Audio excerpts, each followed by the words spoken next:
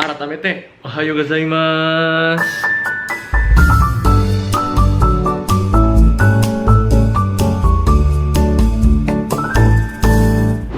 Nah, di video kali ini kita mau ngebahas lagi nih teman-teman mengenai Steam Deck.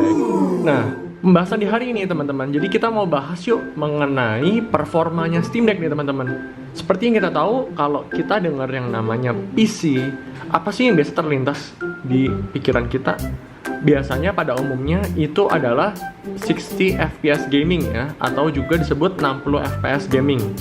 Dimana kalau main di game-game konsol, rata-rata yang ditawarkan itu hanyalah di 30 FPS normalnya, apalagi kalau yang portable ya teman-teman. Kita bilang kalau di-compare ke game-game PSP, PS Vita, 3DS, maupun Nintendo Switch. Dimana mostly kalau kita main dalam mode handheld, FPS yang ditawarkan itu 90%-nya adalah 30 FPS.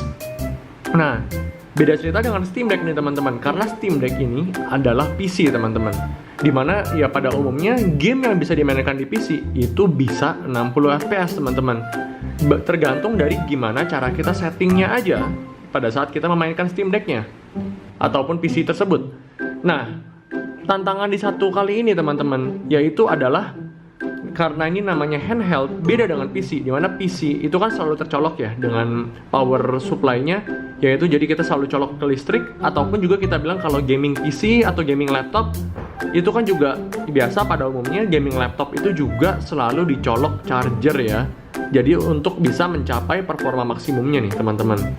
Nah, kalau di kasusnya Steam Deck ini agak berbeda nih teman-teman, karena dia bisa dimainin dengan docking, jadi kita bilang kita sambil colok charger mulu, kita main itu juga bisa untuk mendapat performa terbaik.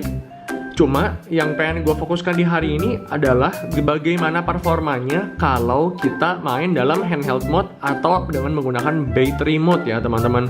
Jadi kita relying on battery, tapi di saat yang sama kita juga mau mendapat best performance untuk Steam Deck ini.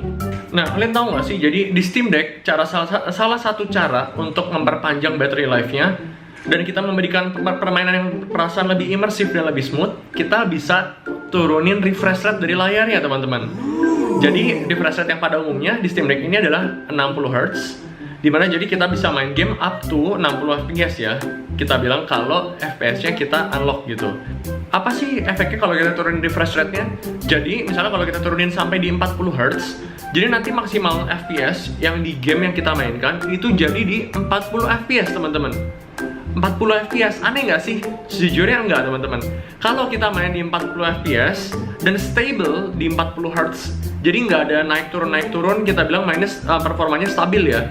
Itu tuh memberikan feeling smoothnya mirip kayak 60 FPS loh teman-teman. Berikut adalah contoh kalau 30 FPS ya teman-teman. Flat di 30 FPS itu seperti ini.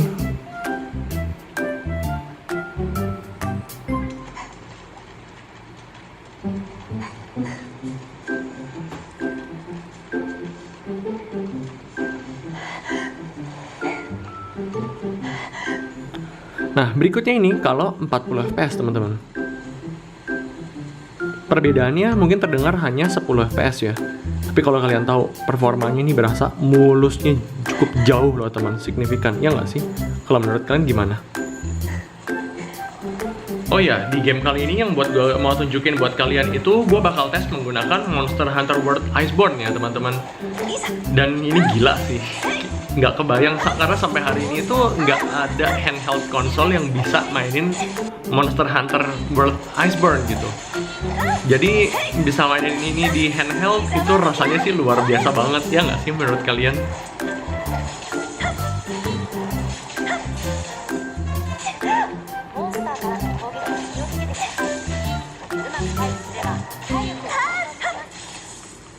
So, gimana menurut kalian?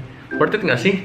Main dengan sensasi 60 fps tapi dengan hemat baterai dengan ala-ala 60 fps nih, tapi pakai settingan 40 Hz panel dan 40 fps aja. Let me know ya di comment section di bawah. Jangan lupa untuk like, share, subscribe, sebar ke teman-teman kalian ya, biar channel ini dapat terus berkembang. Dan juga kalau kalian mau support gua, kalian juga bisa nyawer gua, ada linknya di bawah ini. Thank you guys, sampai ketemu di video berikutnya. Gua Steven pamit dulu. Bye bye.